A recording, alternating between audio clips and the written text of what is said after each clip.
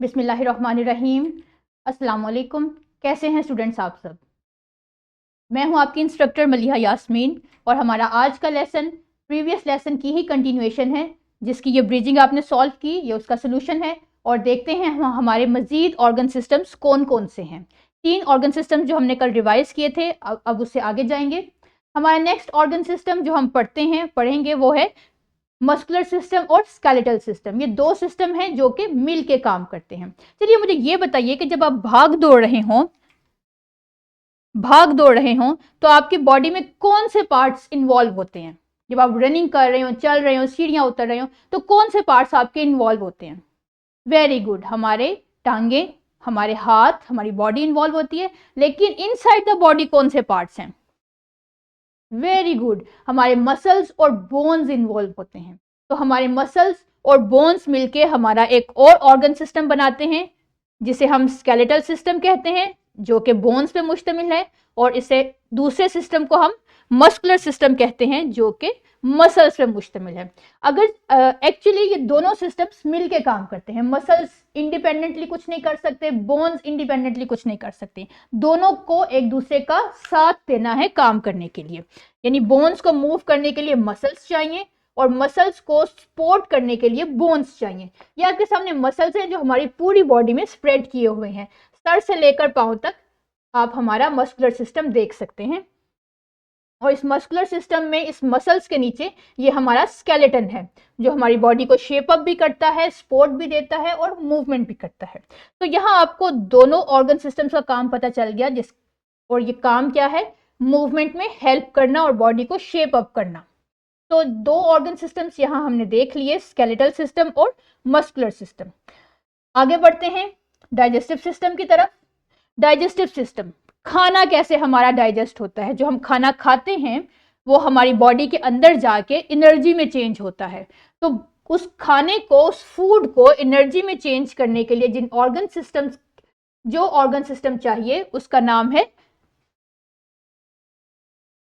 Digestive system.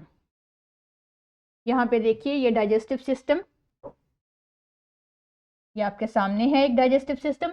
इस digestive system में organs देखते हैं। सबसे पहले माउथ है, ओरल कैविटी भी इसे कहा जाता है। इसके थ्रू हम खाना अंदर लेके जाते हैं। खाना हमारे मुंह से होता हुआ एक पतली सी पाइप से गुजरता है जिसे हम फूड पाइप कहते हैं। एसोफेगस इसका साइंटिफिक नेम है, लेकिन हम अपनी कॉमन टर्म में इसे फूड पाइप कहते हैं। फूड पाइप से हमारी फूड चली जाती है स्टमक की तरफ।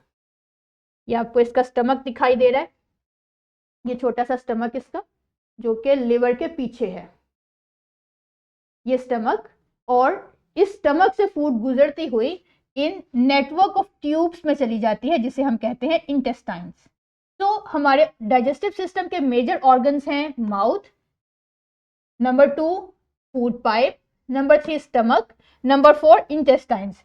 हम अपनी नेक्स्ट अपकमिंग क्लासेस में पढ़ेंगे इसको फर्दर डिटेल से कि हर एक का फंक्शन क्या है।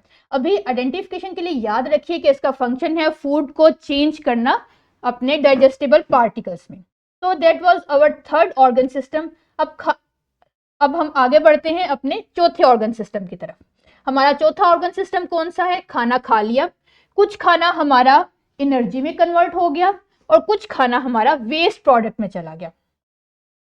पानी पिया हमने, कुछ पानी हमारा इस्तेमाल हुआ बॉडी के फंक्शंस करने के लिए और कुछ पानी हमारा एक्स्ट्रा हो गया। उस एक्स्ट्रा वेस्ट मटेरियल को रिलीज करने के लिए भी हमारी बॉडी में एक ऑर्गन सिस्टम है जिसे हम कहते हैं एक्सक्रीटरी सिस्टम। इस ऑर्गन सिस्टम को हम कहते हैं एक्सक्रीटरी सिस्टम। और ये एक्सक्रीटरी सिस्टम के ऑर्गन्स क्या हैं? किडनीज,